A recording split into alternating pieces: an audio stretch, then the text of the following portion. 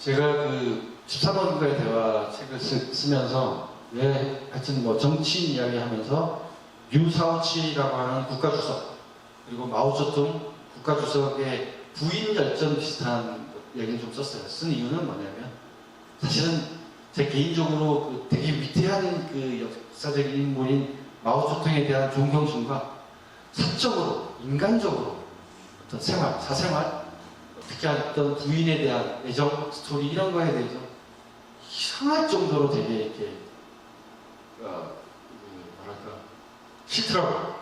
그러니까 마오쩌둥이 뭐 그 당시에 그런 그 대장정을 하거나 뭐 이런 과정에서 어쩔 수 없다고 하더라도 좀 뭔가 좀 마음에 안 드는.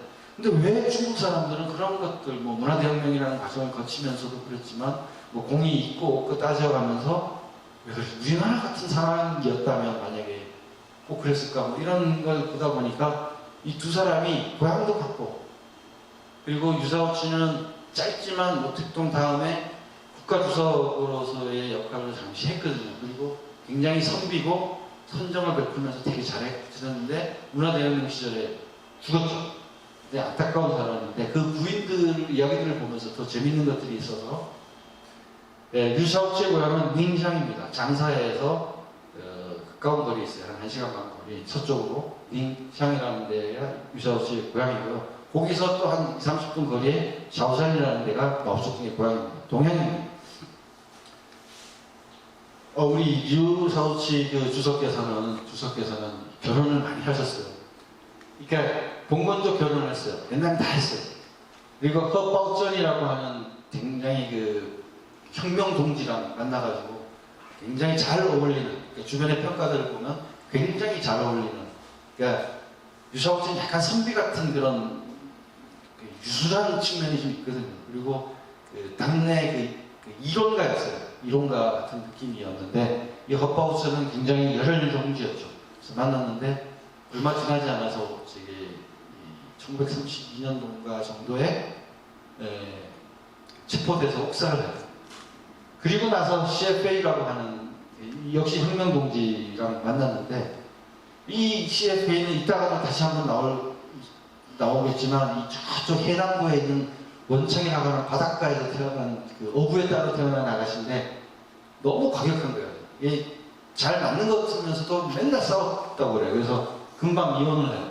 이혼을 하고 그 다음에 왕첸이라고 하는 그 이제 이것도 혁명 동지인데 좀 오래 살아요. 그게 왕첸과의 사이에 일남일녀 애도 있고.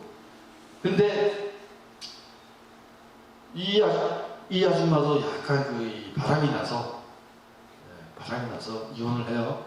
그리고 나서 뭐냐면 이 혁명 그 대장정하고 혁명할 때 그 이 공산당 지도자들이 막 외부 활동하고 막 하고 이런 옆에서 이렇게 보살펴주지 않으면 안 되는 그런 시스템들이었어요. 마오쩌둥도 좀 비슷했지만 그래서 왕젠이라고 하는 그 여자랑 다시 이렇게 소개로 이렇게 결혼을 하는데 3일 만에 큰 병에 걸려요. 그래서 결국은 결혼한 지 3일 만에 하얼빈이라고 하는 하얼빈 멀리 이렇게 병 그 치료를 위해서 보내져요.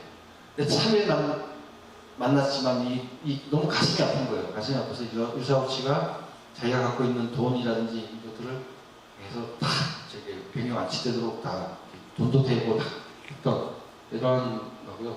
그러고 보니까 여기서 잠깐 빠진 얘기가 뭐냐면 주씨랑 이렇게 결혼을 공무원적 결혼 집안에서 해줬잖아요. 그래서 어느 날 밖에서 이제 유사오치가 공부하고 있는데 부모가 부른 거예요. 그래서 왔더니 이미 그 부인이 있는 거 생긴 거죠. 그래서 방에다 집어넣고 그 하룻밤을 보내라고 했어요. 기록에 나오는데, 그러니까 당시만 해도 이 혁명 공산주의자들이 갖고 있는 이 도덕 또 아니면 신의식 결혼 뭐 이렇게 이런 것들이 있어가지고 밤새도록 그 봉건주의를 타파하고 신식 그 사고방식 이런 거에 공산주의 이념 이런 거에 대해서 굉장히 설교만 하고 손 하나 까딱 안 하고 이렇게 아침 새벽에 이렇게 나갔다고 그러고요. 그때 이 주씨가 나가는 유사오치 딱 들고 하는 말이 좋다 무슨 마음인지 다 알겠는데 딱 하나 자기 소원이 있다. 소원을 들어줄 수 있겠냐 해서 말해봐라 했더니 나중에 언제 만약에 당신이 어디서 아이를 낳으면 아이를 자기한테 하나 보내줄 수 있냐 이래요. 그래서 실제로 한 명 보내줬다고 그래요. 그 이후에 히스토리는 어떻게 되는지 모르지만 어쨌든 되게 그랬던 사람이고, 그리고 1900 이제 해방 이후에 왕광메이라고 하는 여자분하고 유샤오씨가 이제 결혼하죠. 중국 최초의 수학 박사, 여성 수학 박사, 천재 수학자 왕광메이랑 결혼해요. 유샤오씨는 문화대혁명 기간 동안에 죽잖아요. 죽는데 굉장히 왕광메이는 오래 살아요. 아주 오래 살고, 제가 베이징에 갔을 때도 살아 계셨으니까. 그때 중국은 무슨 어떤 프로젝트, 국가적 프로젝트, 무슨 공정 이러잖아요. 희망공정 뭐 이런 말 있잖아요. 행복공정이라는 걸 주도를 해요. 그게 뭐냐면 전국에 있는 가난한 주부들을 위해서 돈을 모아가지고 이렇게 일종의 스폰서십을 하는 그런 행복공정을 주도해가지고 했던 분이에요. 나중에 문화대혁명 이후에 왕광메이고요. 이 천샤오미는 뭐냐면 부인은 아닌데, 그 문화대혁명 기간 동안에 공산당 직을 이렇게 제명을 시키고 이런 무슨 회의, 중앙위원회 회의가 있어요. 회의장에 왕광메이가 회원이었으니까 이 유사오치를 제명하는 것을 동의하십니까? 반대하는 사람 뭐 이러니까 왕광메이 당연히 나는 부인이니까. 그리고 또 한 명의 애들이 저쪽 남방 어디 쪽에 있는 중앙위원회인데요. 이 천샤오민이라는 여자가 거기서 반대한다는 얘기, 목숨 걸고 하는 거죠. 그래서 되게 유명해진 사람이고요. 유샤오치 고향, 유샤오치고요. 이런 앞에 이렇게 호수가 하나 있는데, 그래서 아담하고 싶다고. 마오쩌둥. 그 바로 옆에 샤오샹이라는 데가 있습니다. 역시 동본적 결혼을 했어요. 그리고 양카이 후이라고 하는 자기 스승의 딸과 아주 열애를 해서 결혼을 하죠. 그리고 남천공기 이후에 그 다음에 추수폭동을 일으켜서 실패하고 마오쩌둥은 정강산으로 들어갑니다. 정강산으로 들어가서 융띵의 한떨기 꽃이라고 할 정도로 미모와 열혈 투사인 허스전이라고 하는 여성 동지와 만나서 살림을 차리죠.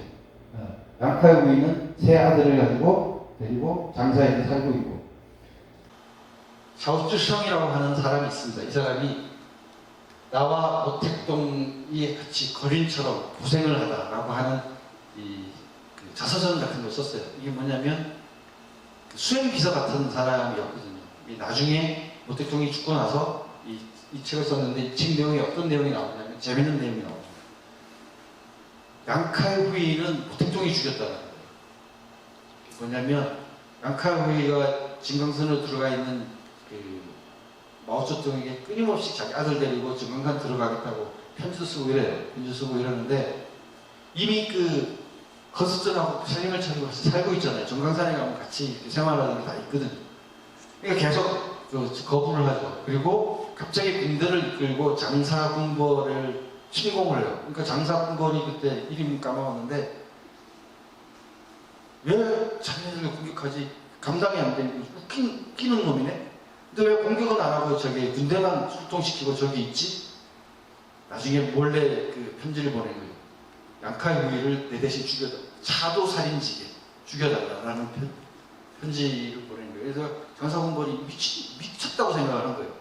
그래서 가만히 있다 그래서 양카이 후이를 체포했죠. 그리고 너 신문지상에 남편 마오쩌둥과 이혼해라. 그럼 살려주겠다 하는데 끝까지 양카이 후이는 거부하죠. 거부해서 결국은 총살형으로 총을 쏴서 죽여요. 근데 총을 쐈는데 바로 안 죽어요. 그래서 뭐 그런 에피소드도 있고 이러는데 굉장히 불행하게 죽었고, 그때 편지의 내용이 뭐냐면 그 아들을 상하이에 있는 어디 공작원 어디 쪽에 보내달라는 그런 거였죠. 결국 군대 뭐 그런 히스토리가 있는데 100% 이게 실제 사실인지는 확인할 길은 사실 없어요. 근데 그런 게 있고, 역시 같은 그 책에 재미난 얘기가 더 있습니다. 그래서 허스전하고 결국은 대장정을 해서 마오쩌둥이 연안으로 가잖아요. 연안으로 가서 연안에서 일약 마오쩌둥이 이제 중간에 이제 여러 가지 이제 대장정을 거치면서 지도자로 이렇게 부상이 됐거든요. 그래서 연안에 도착했을 때 이미 세계적으로 유명한 인물이 됐을 때요. 그래서 미국에 있는 스미들이라고 하는 여기자가 마오쩌둥을 취재하러 와요. 인터뷰하러 와요. 그때 데리고 온 그 저기 통역사가 우리리라고 하는 여자예요. 예, 이 아가씨도 그때 10대.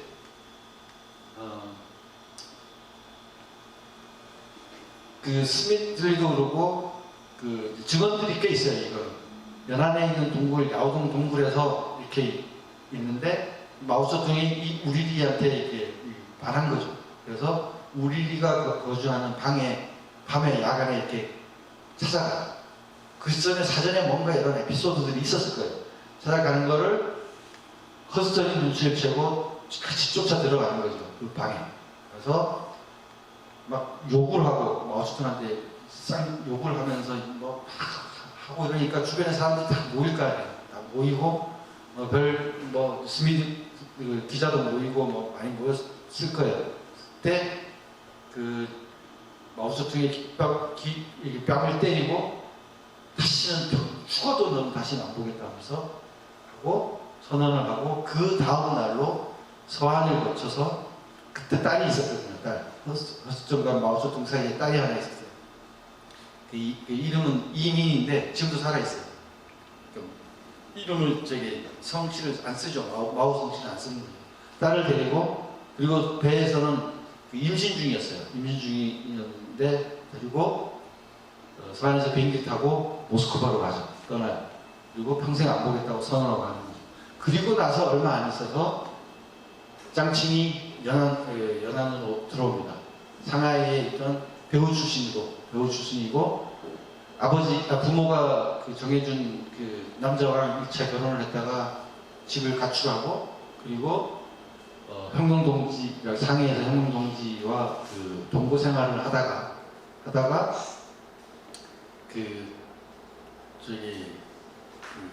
장저스의 상해 공산당 색출 적색 테러들이 백색 테러들이 막 벌어지는 그 와중에 연안으로 와서 연안에 오자마자 마오쩌둥과 만나서 결혼을 하죠. 그때 짱칭도 10대 후반 19살. 그래서 이제 계속 살고 나중에 아시겠지만 문화대혁명 때 이제 4.18을 하고 문화대혁명이 끝나고 나서 사형언도를 받죠. 사형언도를 받고 바로 무기징역으로 감형돼 있는 상태에서 자살을 하죠. 자살을 하는. 중국 사람들 이런 얘기 다 알아요.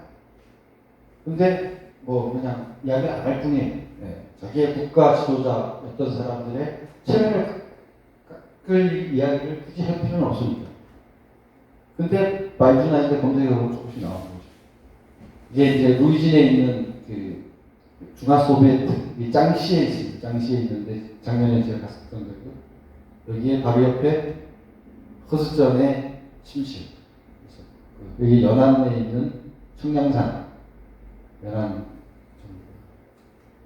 이게 강청입니다.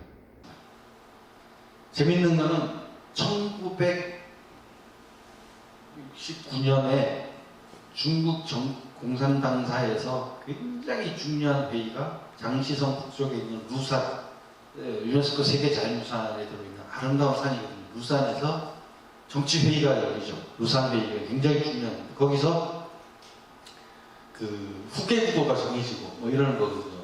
그 문화대혁명 중간에. 그리고 림비아오라고 하는 임표라고 하는 놈이 후계자로 지정되면서 그때 여러 가지 사건사가 벌어지는 굉장히 중요한 회의입니다. 굉장히 중요한 회의에, 루산 회의에 마오쩌둥이 누군가 보고 싶었어요. 누굴 보고 싶었냐? 허스전을 보고 싶었던 거예요. 허스전을 불러요. 근데 그 회의는 뭐냐면 우선 확대 강구 회의긴 해도 허스전이 올 자리가 아니었어요. 근데 그 중앙에서 회의에 참가하라는 이야기 받고 허스전 되게 당황스러웠던 거죠. 그래서 지정된 장소에 이렇게 무슨 호텔 비슷한 데에서 이렇게 가서 이렇게 앉아있었더니 문을 탁 열고 마오쩌둥이 들어온 거죠. 마오쩌둥이 들어와서 잠시 이렇게 여러저러 이야기를 해. 근데 무슨 얘기를 했는지는 모르겠어요. 이렇게 만난 적이 있어요.